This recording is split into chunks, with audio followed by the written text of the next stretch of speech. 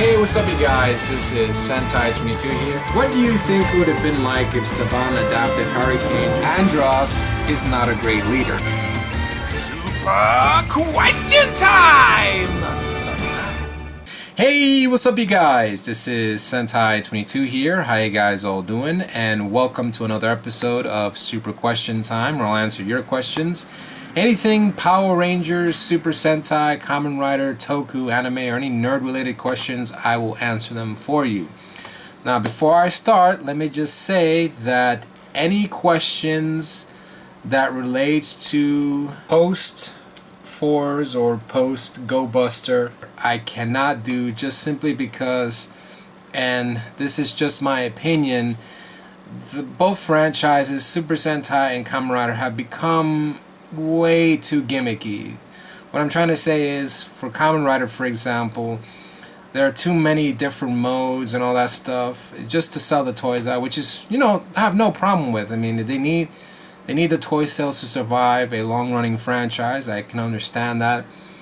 But to me, the Rider series has always been just the one essential gimmick was the belt itself. We transform, that's it, kicking butt.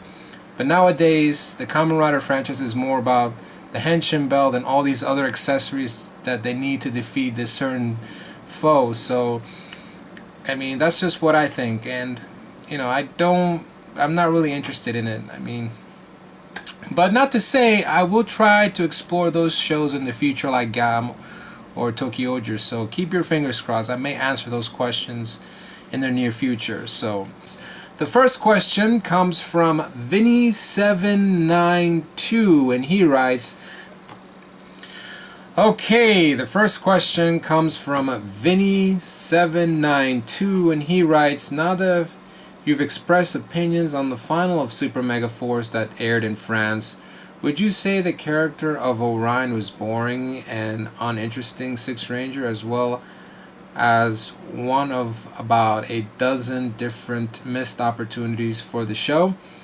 Personally, I feel as though they've ignored the most quintessential admired concept about what made his counterpart Guy Hakari so special, the passionate fanboy of the team.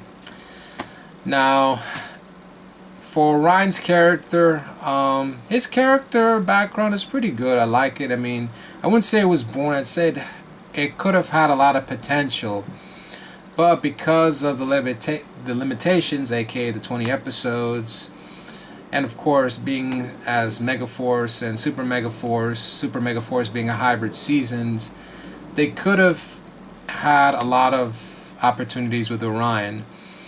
And of course, the dozen missed opportunities, of course, definitely. There wasn't a lot of Troy nor Gia character development, which unfortunately, because of the hybridness of the show, there was a lot of more Emma focus. There was a lot of Troy. I mean, there was a lot of Noah focus, Jake focus, and there was no, for some reason, Troy never really has some kind of a Troy special episode or a Gia special episode, which they should have been.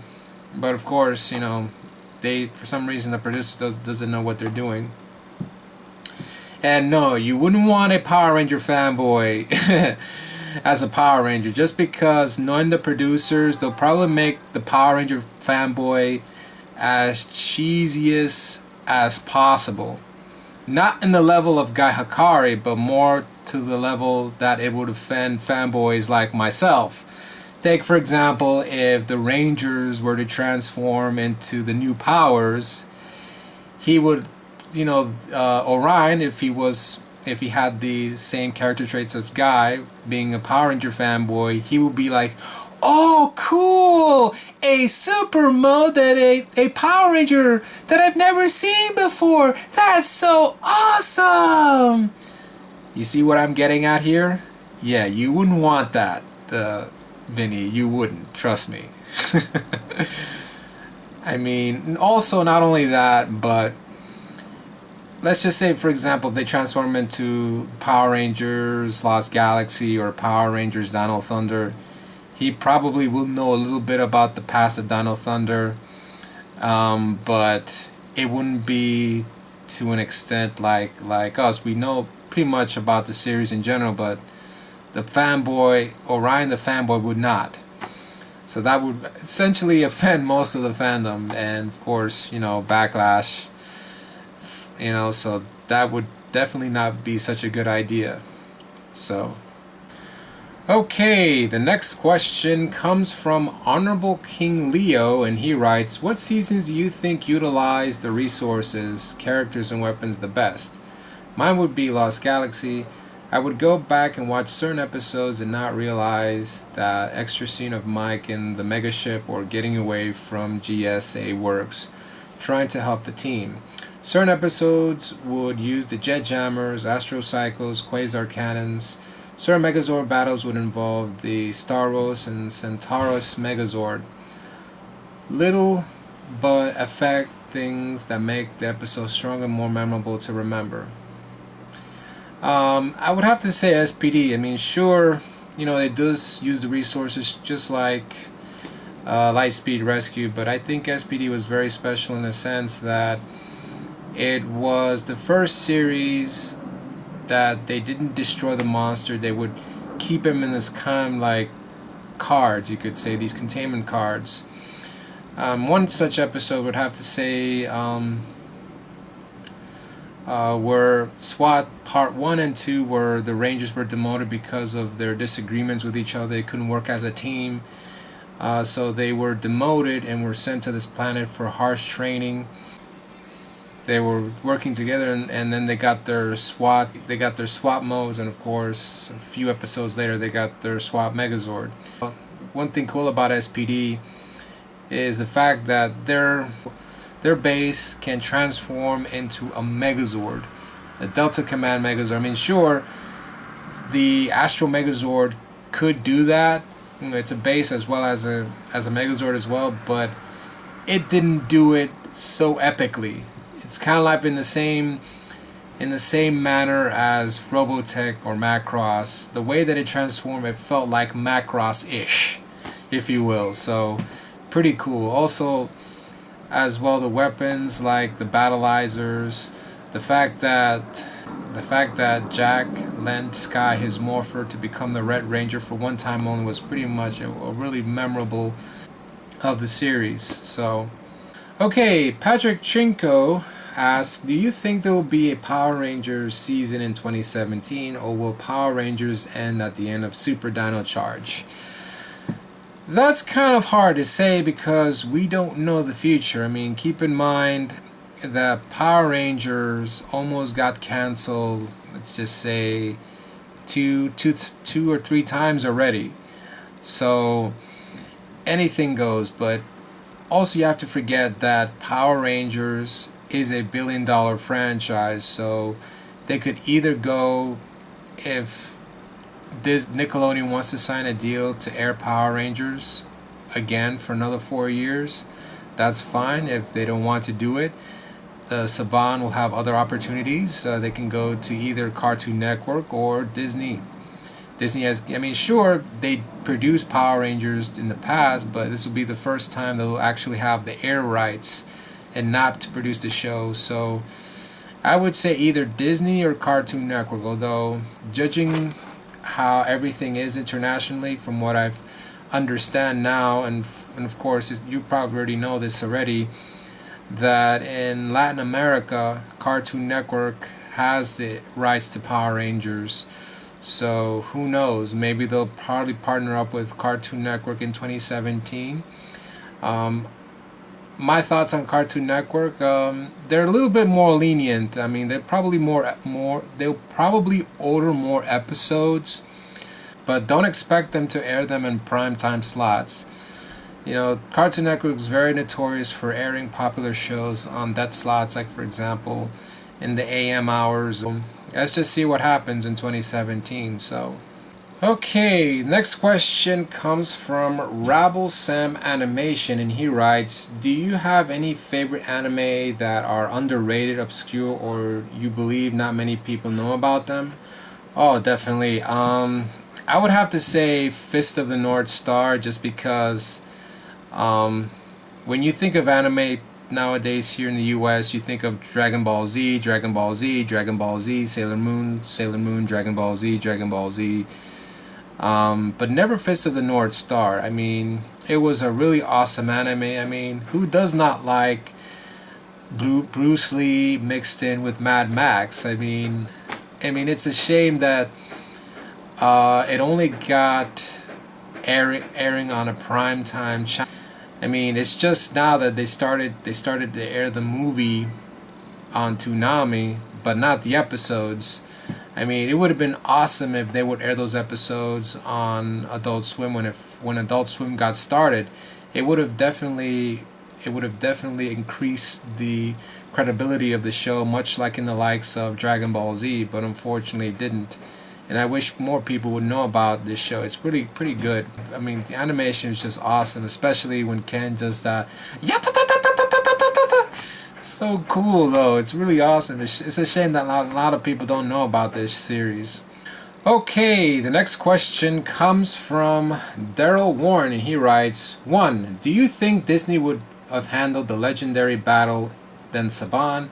2. Do you think the crossover between Kamen Rider Dragon Knight and Dino Charge would be cool? The second question I'm going to ask you, no, because it wouldn't make any sense whatsoever. Just because there were two completely different companies making that show, and I don't think they would try to do a deal with them doing a crossover. No, I don't think so. And the first question, I would have to say there wouldn't be a legendary battle. I would say they would do straight direct Gokaiger adaptation, excluding the pre-Jew Ranger suits, and make all original footage. However, they would not do like a legendary war.